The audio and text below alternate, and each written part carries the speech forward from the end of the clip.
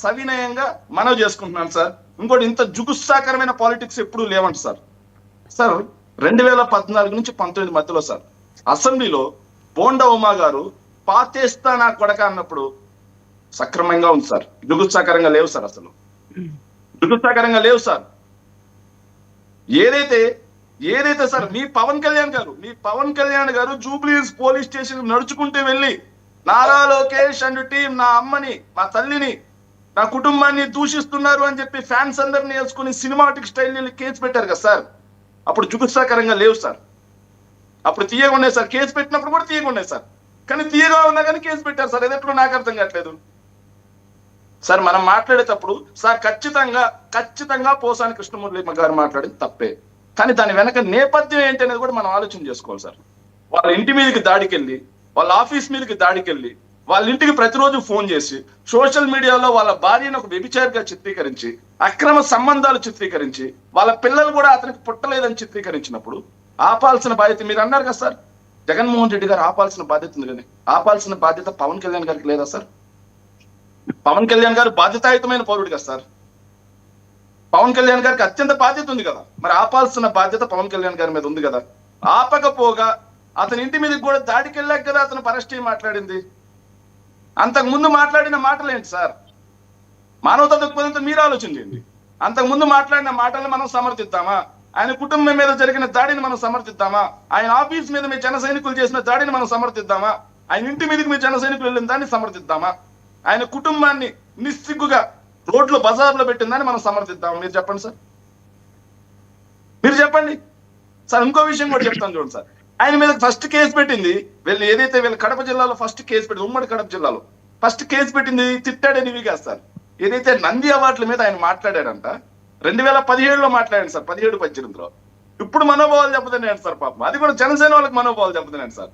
కమ్మ అనే ఇదంతా కూడా కమ్మ జూరీ ఉంది, నేను తీసుకుంటే కమ్మల ద్వారా నాకు వచ్చింది అనుకుంటారు, అందుకనే నేను ఈ జూరీ నుంచి నంది అవార్డుని తిరస్కరిస్తున్నాను టెంపర్ అనే సినిమాకి సార్ అని చెప్పి అప్పుడు మాట్లాడండి సార్. కానీ కాపు సామాజిక వర్గానికి చెందిన మనీకి మాత్రం బాగా మనోభావాలు చెప్తున్నాను సార్. అప్పటి నుంచి ప్రతిరోజు నైట్ నిద్రపోలేదండి సార్. నిద్రపోయేటప్పుడల్లా అవే గుర్తొస్తున్నాయండి సార్ మనోభావాలు. ఇప్పుడు కేసు పెట్టారు సార్, దానికి తీసుకొచ్చి అరెస్ట్ చేశారు సార్. సేమ్ ఎలా అంటే సార్, ఇది చట్టాల ఉల్లంఘనే. ఒక వ్యక్తి మీద ఒక నేరానికి ఒక చోట మాత్రమే శిక్ష పడాలి. ఎక్కడైనా ఒక నేరానికి ఒక చోట మాత్రమే కేసు పడాలి. రాష్ట్ర వ్యాప్తంగా కేసులు పెట్టడం, పీటీ వారెంట్లతో తిప్పటం, కేసుల్లో బెయిల్ రాకుండా తిప్పుకుంటూ ఉండటం, ఇది కక్ష సాధింపు కదా. సో ఇది మీరు స్టార్ట్ చేశారు, బానే ఉంది. అధికారం ఎల్లకాలం శాశ్వతం కాదు కదా, రేపు మారుతా ఉంటాయి కదా. ఈ రోజు తిట్టిన వాళ్ళకి తిట్టించుకున్న వాళ్ళ మనోభావాలు ఉంటాయి కదా, తిట్టించుకున్న వాళ్ళకి కూడా అభిమానులు ఉంటారు కదా. ఓకే, మరి రేపు మీరు తీసుకొచ్చిన దుష్ట సంప్రదాయం మీ మెడకే చుట్టుకుంటే ఎలా ఉంటుంది అని నేను అడుగుతున్నాను సార్. ఓకే, మీరు తీసుకొచ్చిన దుష్ట సంప్రదాయం చరిత్రలో ఏనాడు లేదు. ఇట్లా ఒక వ్యక్తి మీద రాష్ట్ర వ్యాప్తంగా కేసులు పెట్టడం, పీటీ వారెంట్లతోటి మొత్తం తిప్పడం ఎక్కడా లేదు ఇది. మీరు అంటున్నారు సార్ 30-40 మంది సార్. సోషల్ మీడియాలో, కేవలం సోషల్ మీడియాలో సార్ 370 మంది మీద కేసులు పెట్టారు సార్. వైఎస్ఆర్ కాంగ్రెస్ పార్టీ 5 సంవత్సరాల అధికారంలో ఉంటే 50 మంది మీద కూడా కేసు పెట్టలేదు సార్ సోషల్ మీడియా వాళ్ళ మీద. కానీ 370 మంది మీద కేవలం 9 నెలలు పెట్టారు. ఇది కాకుండా వీళ్ళు చెప్తున్నారు సార్, సజ్జల గారు భార్గవ్ గారు రాసిచ్చారని చెప్పేసి.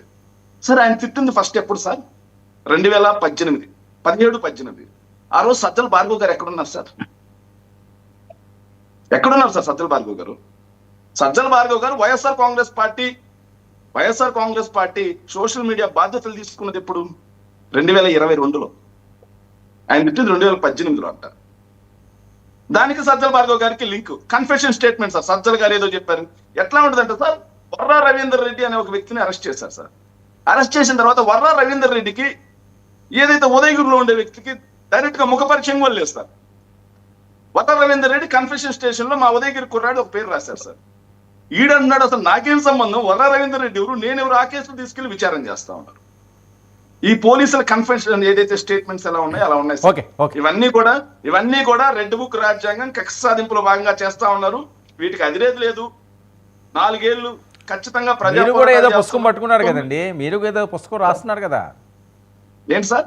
మీరు కూడా ఏదో పుస్తకం పట్టుకున్నారు కదా. అవును సార్, నేను మొత్తం డేటా మొత్తం రాసుకుంటాను సార్. ఓకే, ప్రతిదీ ఓకే, ఏంటంటే ఓకే. ఈ ప్రభుత్వం ఓకే, చేసే ఓకే, తప్పులు, ఓకే, బడ్జెట్ ఓకే. డాక్యుమెంట్స్ అన్ని ఓకే, రాసుకుంటాను. శేఖర్ ఒక్క నిమిషం. ఆనంద్ సార్ గారు ఒక్క నిమిషం అండి. నాగేంద్ర గారు ఏదో రెస్పాండ్ అవుతారట. నాగేంద్ర గారు చెప్పండి. సార్ మొట్టమొదట శేఖర్ అన్న ఏంటంటే, నేను వాళ్ళెవరో చెప్పినారు వీళ్ళెవరో చెప్పినారు, నేను కూడా ఆయన వాదనను నేను నేను వింటాను, నేను కాదనలా. వర్రా రవీందర్ రెడ్డి అనే వ్యక్తిని అక్కడ కూడా మాట్లాడితే ఇంకే మీ స్థాయి తగ్గించుకోవద్దు. మీరు మీరు అన్నా, నేను వేరే వర్రా పార్టీ రవి అయినా గురించి తెలుగుదేశం మాట్లాడతాను. జనసేనలో ఉన్నా ఒక్క నిమిషం అన్న, తప్పుదో ఒక్క పట్టొద్దు. నిమిషం. అన్న ఒక్క నిమిషం ప్లీజ్. నేను వర్రా రవి గురించి మాట్లాడలేదన్న.